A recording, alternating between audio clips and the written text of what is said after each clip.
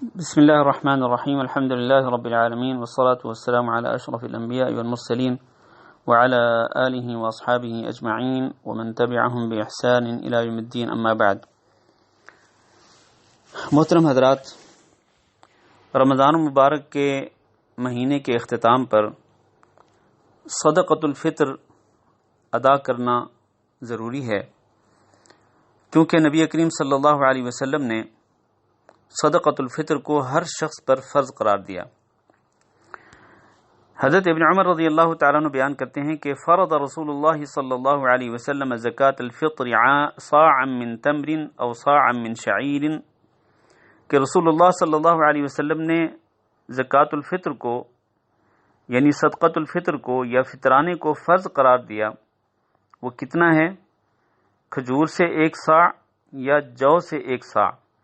کس پر فرض قرار دیا؟ علی العبد والحر، غلام پر بھی اور آزاد پر بھی، والذکر والانثى، مرد پر بھی اور عورت پر بھی، والصغیر والکبیر من المسلمین، اور مسلمانوں میں سے ہر چھوٹے اور بڑے پر. یعنی مسلمانوں میں سے ہر چھوٹے بڑے پر، ہر مرد و عورت پر، ہر آزاد اور غلام پر نبی کریم صلی اللہ علیہ وسلم نے فطرانہ فرض قرار دیا.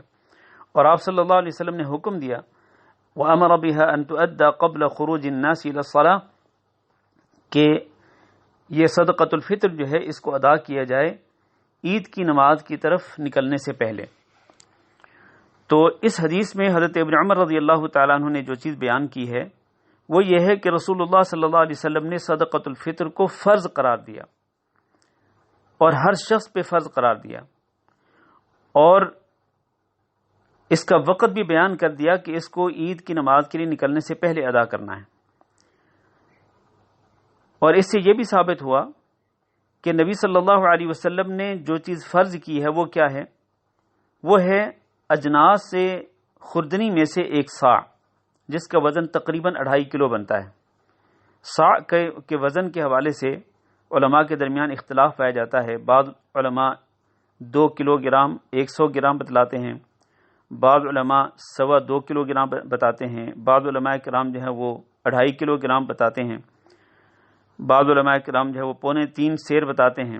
المہم یہ ہے کہ 2.25 کلو وزن جو ہے خوردنی اجناس میں سے وہ نبی صلی اللہ علیہ وسلم نے فرض کیا ہے. اس لیے صحابہ کرام بھی جن سے طعام سے ہی خوردنی اجناس میں سے ہی فطرانہ ادا کرتے تھے. چنانچہ حضرت ابو سعید الخدری رضی اللہ تعالیٰ عنہ بیان کرتے ہیں کہ کننا نخرج زکاة الفطر صاعا من طعام، کہ ہم اناج کا 1 صاع جو ہے وہ فطرانے کے طور پر نکالتے تھے. او صاع من شعیر، وہ جو کا 1 صاع ہوتا، او صاع من تمر، کھجور کا 1 صاع ہوتا، او صاع من عقط، یا پنیر کا 1 صاع ہوتا، او صاع من زبیب، یا منقع کا 1 صاع ہوتا. یہ وہ اجناس خوردنیاں ہیں، خوردنی اجناس ہیں کہ جو بطور خوراک بطور غذا استعمال ہوتی تھیں اس دور کے اندر. تو نبی صلی اللہ علیہ وسلم نے انہی اجناس میں سے ہی جن سے طعام یا جن سے اناج میں سے ہی 1 صاع بطور فطرانہ ادا کرنے کا حکم دیا، اور صحابہ کرام اسی پر عمل کرتے تھے. تو جس چیز پہ صحابہ کرام عمل کرتے تھے ہمیں بھی اسی پر عمل کرنا چاہیے.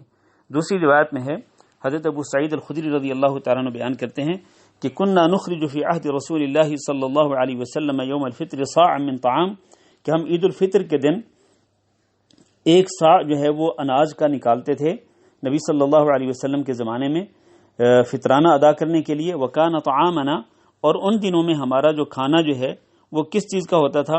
الشعیر والزبیب والعقط والتمر، وہ ان اجناس میں سے ہوتا تھا، جو اور منقع اور پنیر اور کھجور. لہذا فطرانہ جو ہے وہ جن سے طعام یا جن سے اناج جیسے گندم ہے، چاول ہے، آٹا ہے، کھجور ہے، تو اس قسم کی چیزوں سے فطرانہ جو ہے وہ ادا کرنا چاہیے. فطرانے میں حکمت کیا ہے؟ دیکھیں، فطرانے میں حکمت یہ ہے کہ اس طرح ایک تو غریب لوگوں کو کھانے کو کچھ مل جائے گا، اور دوسرا یہ ہے کہ روزہ دار سے روزہ کے دوران جو لغو اور بیہودہ اقوال و افعال صادر ہوتے ہیں تو ان کا کفارہ بھی ادا ہو جاتا ہے فطرانہ ادا کرنے سے.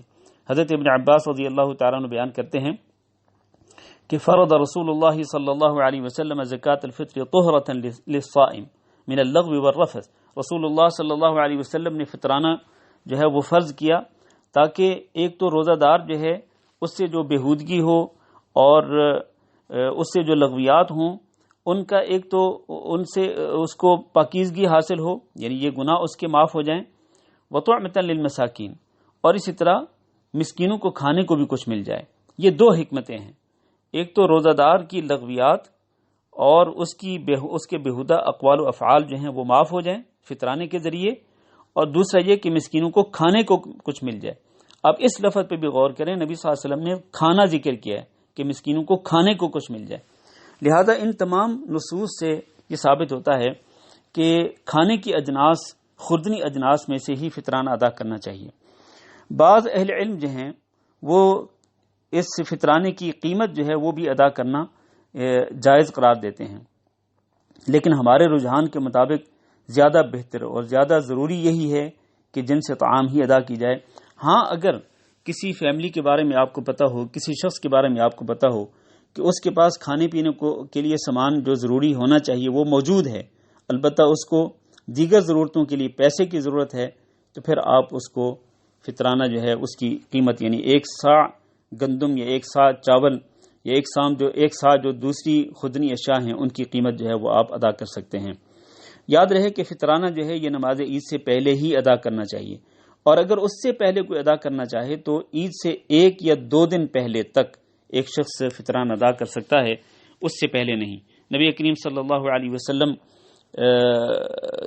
کی ایک حدیث حضرت ابن عباس رضی اللہ تعالیٰ عنہ بیان کرتے ہیں کہ من اداها قبل الصلاة فهي زکاۃ مقبولہ، کہ جو شخص عید کی نماز سے پہلے فطرانہ ادا کرے تو وہ مقبول زکوٰۃ ہے، یعنی وہ مقبول صدقہ ہے جو شخص عید سے پہلے ادا کرے. ومن اداها بعد الصلاة فهي صدقۃ من الصدقات، اور جو شخص اس کو عید کی نماز کے بعد ادا کرے گا تو وہ ایک عام صدقہ ہوگا صدقوں میں سے. تو اللہ تعالیٰ سے دعا کرتے ہیں کہ اللہ ہم سب کو ہم نے جو کچھ کہا ہے اس پہ عمل کرنے کی توفیق دے. وصلی اللہ وسلم علی نبینا محمد وعلی آلہ واصحابہ اجمعین. علماء و عوام میں حائل خلیج دور کرنے کی ایک منفرد کاوش.